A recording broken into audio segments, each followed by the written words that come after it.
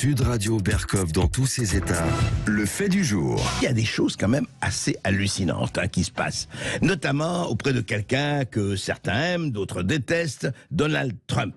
Alors, vous vous rappelez quand même, il n'y a pas si longtemps, 2016, 2017, et ça a duré jusqu'en 2019, 2020, pendant pratiquement toute la durée du mandat de Trump, c'était...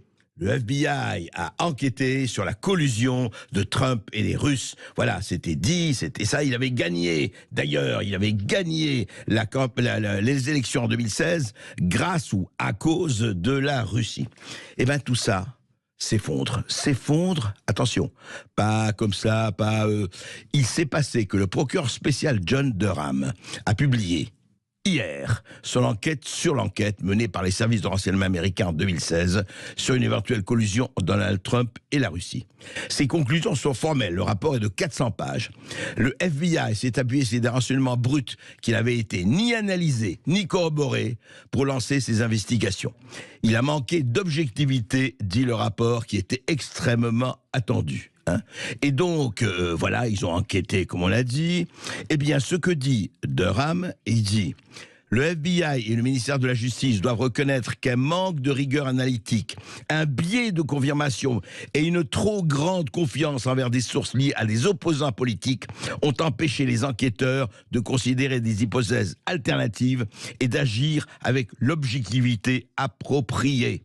Il dit voilà, je dis justement, la vitesse et la manière dont le FBI a décidé d'enquêter sur Trump contrastent avec l'approche adoptée précédemment dans une affaire sur une possible ingérence étrangère dans la campagne de Hillary Clinton. Voilà. Il le dit, alors évidemment ça crée un séisme aux États-Unis, les pro-Trump disent voyez, on vous avait dit que c'était du fake news total. En fait, ça illustre de façon très spectaculaire cette fois-ci comment on peut utiliser, comment évidemment c'est pas nouveau, mais avec les réseaux sociaux et avec la mondialisation, ça prend des proportions planétaires. Comment tuer un opposant, comment répandre et pendant des années et des années répéter la même chose. Et évidemment, les gens sont influencés. Charles Gave, bonjour. Bonjour. Vous êtes président de l'Institut des Libertés et vous avez été l'un des premiers, on en avait parlé ici même dans cette émission, il y a déjà 2 ans. Vous avez parlé de John Durham et du procureur Durham. Et voici que le rapport de Durham sort et il dit, attendez, il n'y avait aucune raison que le FBI lance cette enquête sur une possible, mais révélée fausse collusion entre Trump et la Russie. Absolument. Mais là, il faudrait essayer de remonter un petit peu d'un étage. Oui. C'est-à-dire, bon, vous imaginez pas des braves flics, même les plus importants, s'amusant à ce genre de truc, essayer de descendre un animal politique, parce qu'en principe, c'est pas leur métier. Ouais. Donc, à mon avis, il est tout à fait évident que le FBI avait reçu ces consignes de l'administration américaine qui était en place pendant la première campagne de Trump, qui était l'administration Obama. Et tout semble indiquer que l'administration Obama a noyauté le ministère de la Justice à un point tel qu'on ne réussit même plus à poursuivre des gens comme les Clinton pour l'histoire de la Clinton Foundation et tout ça. Oui. Donc, ce qui m'intéresse beaucoup dans cette histoire, c'est que les États-Unis nomment un procureur spécial. Oui. Le premier, je crois que c'était pour Watergate.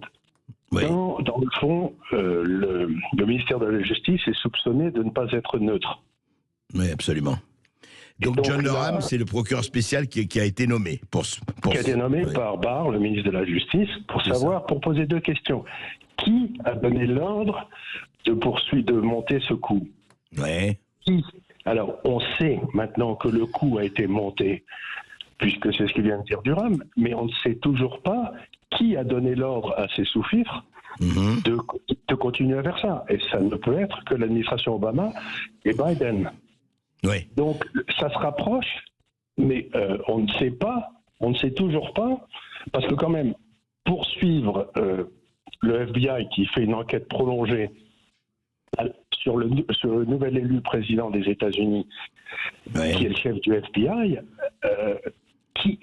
Comment est-ce possible? Vous voyez ce que je veux dire? C'est quand même un truc. Oui, vous voulez dire, extraordinaire. il n'a pas pu faire ça, évidemment, sans instruction du sommet, en tout cas du commandement. Et le commandement, il est politique. Il est Obama, il est Clinton. Et c'est Biden. Et Biden. Et Biden était président. Oui, Il y a tout le monde sait qu'il y a vice-président, eu une Biden. réunion. Oui. Vice-président, il y a eu une réunion. Il y avait Biden, Obama, etc. Où ils ont pris la décision, pendant la campagne présidentielle la précédente, d'essayer de se payer Trump avec ce dossier. Ouais. Et donc, l'empêcher d'être élu. C'était une des... L'idée, c'est de l'empêcher d'être élu, mais ensuite, il a été battu la fois d'après.